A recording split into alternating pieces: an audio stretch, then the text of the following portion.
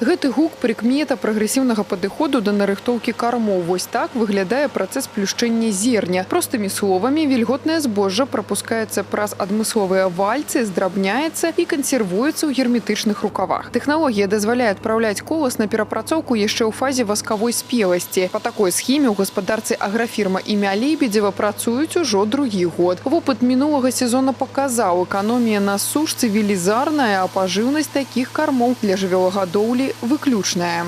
Корм неплохо поедается. Мы в том году его полностью весь кормили.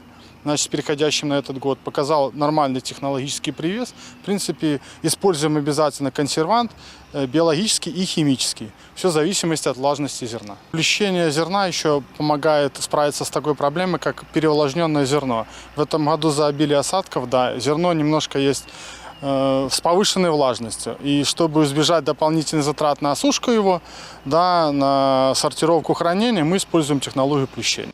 Менавіта на гэтым прагрэсіўным метадзе зрабіў акцэнт кіраўнік рэгіёна Іван Крупко падчас дакладу прэзідэнту. На Гомельшчыне тэхналогію асвоілі маштабна, аднак высокія тэмпы павінны ісці ў звязцы з тэхналогіяй. Александр Лукашенко нагадаў аграрыям, плюшчэнне, як і закладка травяністых кармоў, гэта тонкая праца з кансервантам. Калі парушыць рэцэптуры і ўнесці яго недастаткова, замест пажыўнога корму можна атрымаць сур'ёзныя страты. Влага, которые начинали уборку, возможность обкатать комбайны, сплющить зерно. В прошлом году мы их купили 60, и в этом году их задействуем в полной мере. Даже вот сейчас идут дождики, возможность на час-два раньше выйти, которого влажность 20 и более, заплющить и работать дальше, а потом остальное опускать на сушильное хозяйство.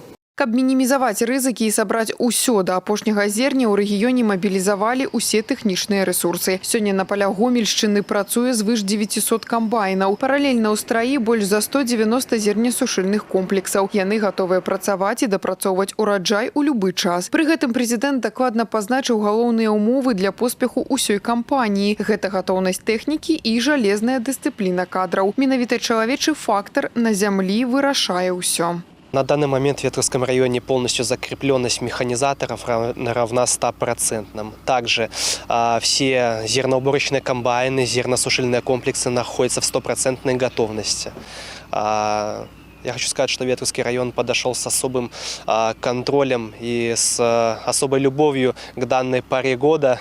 Наши механизаторы готовы трудиться на благо Родины. Гатоўнасць не на паперы патрабуе кіраўнік дзяржавы. Александр Лукашенко падкрэсліў, кіраваць уборачнай кампаніяй неабходна непасрэдна ў полі, а не дыстанцыйна з кабінета. Гарачая пара не толькі іспыт для аграрыяў і вынік гадавога цыклу іх працы, але і гарантыя харчовай бяспекі краіны, а таксама адна з асноў экспартнай валютнай выручкі. Кіраўнік дзяржавы падкрэсліў, што гэта клопат усёй дзяржавы, а не толькі аграрыяў.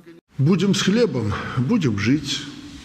А чтобы страна была с хлебом и мясом, чтобы предприятия не стояли без сырья, фермы и комплексы без кормов, а госзаказ был выполнен, нужно каждому отработать на своем месте достойно и без всяких сбоев. Все для этого было сделано, и виды на урожай хорошие. Теперь нужно взять этот урожай по максимуму, без оправданий и ссылок на обстоятельства, в том числе на капризы погоды.